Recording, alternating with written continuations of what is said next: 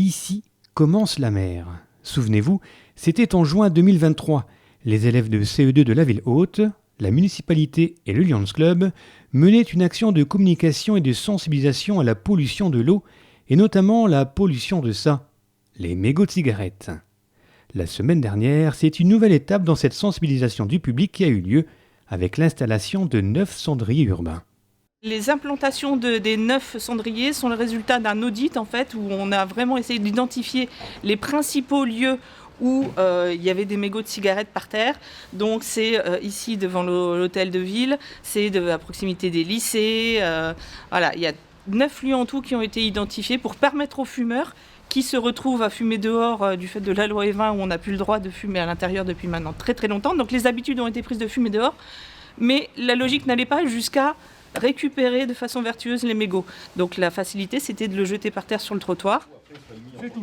Avec ces 9 cendriers, c'est vraiment une action d'incitation de la population à faire preuve de civisme. Une action menée avec le soutien du cabinet de conseil Scheim et l'entreprise Mégots, qui va se charger de récolter ces mégots, mais surtout de les recycler. C'est la mise en place d'un cercle vertueux.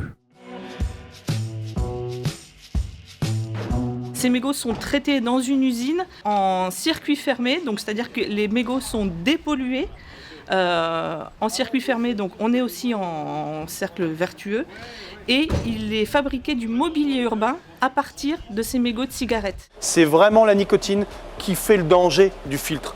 Nous l'épurons. La dernière étape, c'est la transformation en matière dure avec de la thermocompression. Et voilà, une fois chauffé, ça donne ça. Un matériel utilisé pour faire du mobilier d'extérieur, par exemple.